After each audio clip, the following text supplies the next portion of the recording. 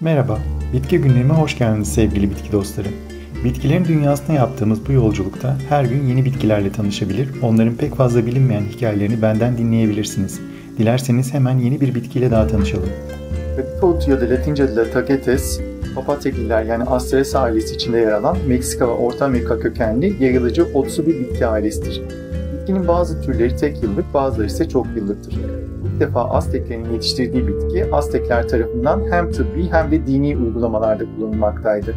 16. yüzyılda İspanyol sömürgeciler tarafından Avrupa'ya getirilen bitki buradan tüm dünyaya yayılmıştır. Bitkinin adı olan Tagetes, İtalya'da antik çağlarda yaşamış bir topluluk olan Etrüsklerin güzellik, ışık ve bilgelik tanrısı Tages'ten gelmektedir.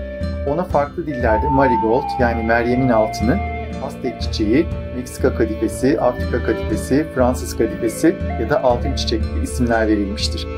Bitki ilk defa Carl Linnaeus tarafından 1753'te botanik literatürüne eklenmiştir. Çocukluğumun bahçe bitkilerine olan kadife çiçeğinin yaklaşık 50 farklı alt türü vardır. Koyu yeşil renkli ve yoğun kokulu pinnat yaprakları ve göz alıcı sarı, kırmızı ve turuncu tonlarında sergilediği çiçekleri vardır. Bu türler arasında Meksika kadifesi olarak bilinen Tagetes erecta, Fransız kadifesi denilen daha küçük çiçekli ve yoğun kokulu olan Tagetes patula ve sürünücü formda olan Tagetes tenuifolia bahçelikte en sık kullanılan türleridir. Ve tabi bu türlerin pek çok varyetesi bulunur. Bunlar kesme çiçek olarak da kullanılırlar. Kadife çiçeği sıcağı, drenajı iyi toprakları ve bol güneşli ortamları sever. Fakat yarı gölgeye de adapte olabilen bir bitkidir. En önemli özelliği bugüne kadar bitki günlüğümde defalarca söylediğim gibi civarındaki bitkileri zararlardan koruyan bir bitki dostu olmasıdır. Tohum veya fide olarak satın alabileceğiniz kadife ile sebze bahçelerinizi toprağınızı zehirlemeden koruma altına alabilirsiniz. Sadece baklagillerle beraber kullanılmaları tavsiye edilmez. Bununla ilgili bir de kısa video hazırlamıştım. Eğer video açıklamalarınız açıksa şu anda yukarıdaki linke tıklayarak izleyebilirsiniz. Kadife çiçeği kokusuyla yaprak bitleri ve nematodları uzaklaştırırken tozlaştırıcı ve yararlı böcekleri mıknatıs gibi kendisine çeker. Sinek kuşları gibi bazı kuş türleri de bitkinin nektar veya tohumlarıyla beslenir. Kadife zehirli bir bitki değildir fakat alerjik bazı cilt bitkilerinde kaşıntıya neden olabilir. Kadife çiçeğinizin bakımı ile ilgili en önemli ipucu ölü ve kurumuş çiçek başlarını bitkiden uzaklaştırmaktır. Bu şekilde bitki yeni çiçekler oluşturmaya devam eder. Bu arada beslediğiniz tavuklarınızın yumurtalarının kızılığını artırmak isterseniz bitkinin taç yapraklarını yemlerine de karıştırabilirsiniz. Bitkinin güzel taç yaprakları da özellikle krema, peynir ve tereyağına renk vermek için doğal gıda boyası yapımında pasta ve salata süslemesi olarak veya bitki çaylarında kullanılabilir. Kadife çiçeğinin bazen narenciye tadı veren hafif acımsı taç yaprakları antioksidan, lutein ve flavonoid açısından zengindir. Kadife çiçeği sadece bahçecilikte değil, kozmetikte iltihap önleyici olarak cilt kremlerine ve ilaç sektöründe antiseptik, antifungal ve enfeksiyon önleyici olarak da ilaçlara eklenir. Kadife çiçeği esansiyel yağ olarak da satılmaktadır ve etkileri aynı sefa ile aşağı yukarı aynıdır. Kadife çiçekleri olan bitki dostlarıma hemen nefis bir bitki çayı tarifi vereyim. Taze ya da kurutulmuş olan kadife çiçeği taç yapraklarını 5 dakika kadar kaynattığınız suda demleyin.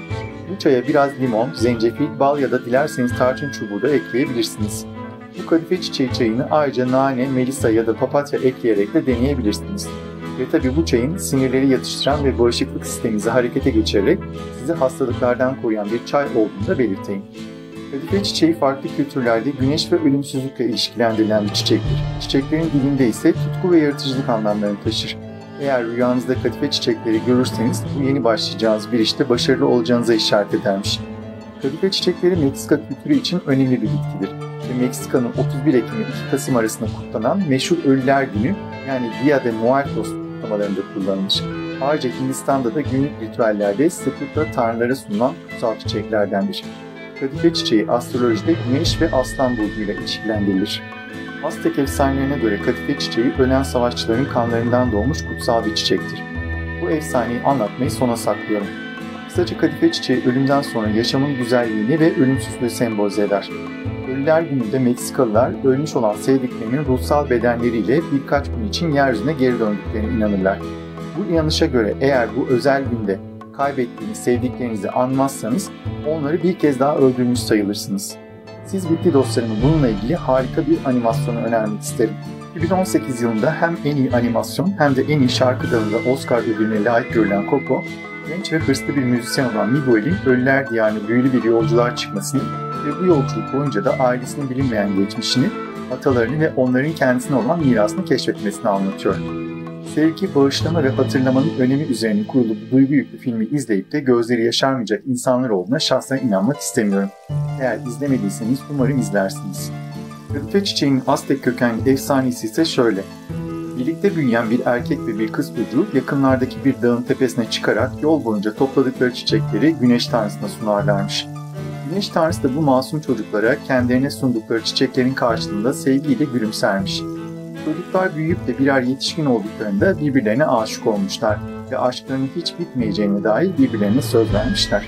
Fakat Hutsilin savaşa gitmiş ve bir daha da geri dönmemiş.